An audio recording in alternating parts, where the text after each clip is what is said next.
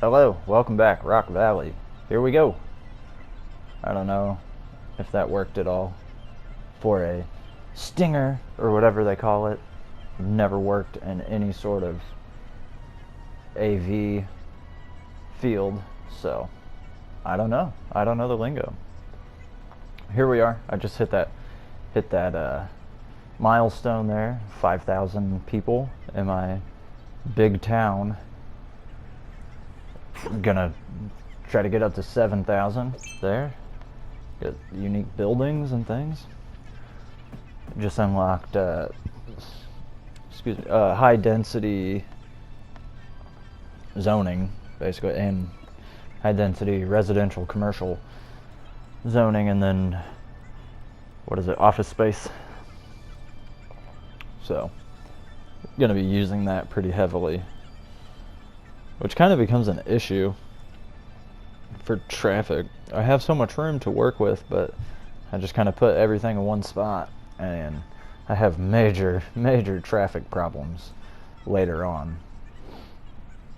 way further down the road. Maybe we'll get there eventually. Maybe I will get there eventually. I need to make a lot of these videos here. I need to come up with a lot of stuff to talk about. Tonight's the second and probably final, what should be the third presidential debate between Donald Trump and Joe Biden. I don't know his middle name. Joe, and is it Joseph? It's like Donald J. Trump, and then Joseph something Biden. I don't know his real name. Anyways, that's tonight, so that should be fun. Maybe after I watch it, I'll record my thoughts to the video, or to what happened. Although, really, I feel like I would just be regurgitating all of the same talking points as everyone else. Well, everyone from a conservative or non-leftist side of it. Well, even the leftists don't necessarily like him. Non-staunch Democrat who said that, the same kind of people who said that Kamala had a great debate, had an excellent debate, or however Hillary, or whatever, their daughter, the young Hillary, the young Clinton, whatever it is she said, however she put it. I'm not one of those people, so I will probably be giving the same sort of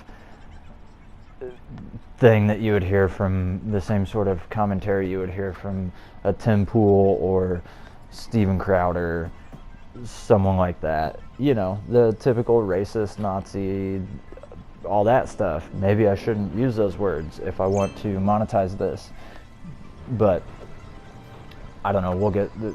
I'll figure that out down the road. I need people to watch these first. So I think I would just kind of be repeating what they say, which isn't a problem necessarily. I guess I would say it in a different way than them, but the topics, the broader narrative, the broader point that I would be driving at would be the same as what theirs is, basically. I guess that's one reason too why I haven't ever made a podcast like Joe Rogan always says, or started doing these, is because I don't have anything new to say. I would be kind of just saying the same sort of stuff you would hear anywhere. Anywhere that you listen to conservative viewpoints. Daily Wire, that sort of stuff. Maybe I could start critiquing specific left-wing podcasts, like Pod Save America. God, that's so hard to listen to sometimes. But maybe that's what I should do, is record myself listening to it. The reason it's so hard to listen to is because I want to stop and complain all the time about how wrong they are, or whatever they're saying is just, complete and utter BS, or whatever. So maybe I could do that. And people could come along on the ride. Nobody wants that. I don't even want that. Well, anyways, yeah, because I have nothing new, I don't feel as if I would bring anything new or substantial to the discourse. Other than,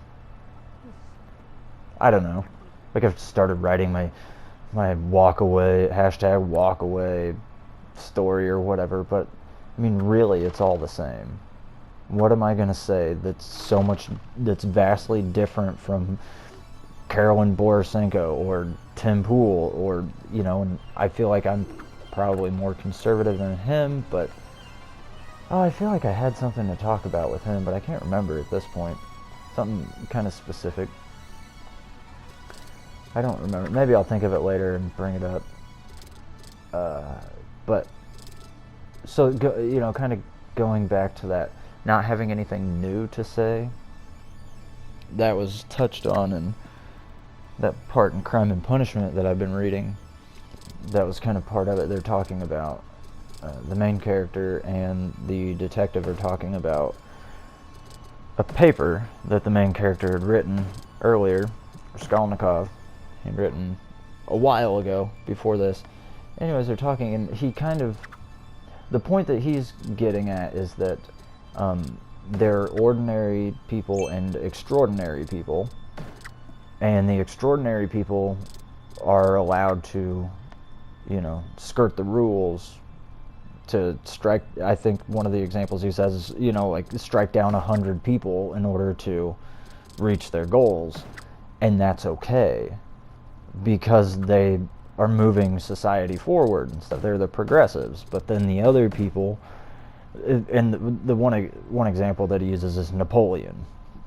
So we kind of have an idea what he's trying to get at. Napoleon is a pretty ruthless bloodshedder, but people like him. People look at him, and he led the French Revolution. Whatever you think about it, he did that. He moved the world forward in a way that you may not like, but he did. So part of it was, the extraordinary people. I guess one of the main points was, not many people are extraordinary. Most people are pretty ordinary. Most people don't have anything new to say. And that was something that really stuck out with me in the text, was saying people don't have anything new to say. And a lot of times you think of the people's actions, and that's what was so new about them. That was what was such a, made them such a trailblazer, was what they did. But if they didn't have anything to say, then there wouldn't be a desire to follow them, or to allow them, to kill 100 people on the journey to, utopia, essentially. It's a good conversation if I could have it with myself, but I can't even have it with myself because I can't think of it. I'm not a very good thinker. I'm a stinker thinker. Oh goodness. You can tell I'm a dad. But anyway, yeah, so I just feel like I never had anything new to say. Maybe I could do something new, but when I think about it that way, that you have something new to say, I really don't, or at least I don't feel like it. So that's why I put this off for so long. It's like, why do people need to hear what I have to say? And that's part of it too. They talk about, what about the ordinary people? How do you tell the difference between the ordinary and the extraordinary? What about the people who think that they're extraordinary, but really they aren't.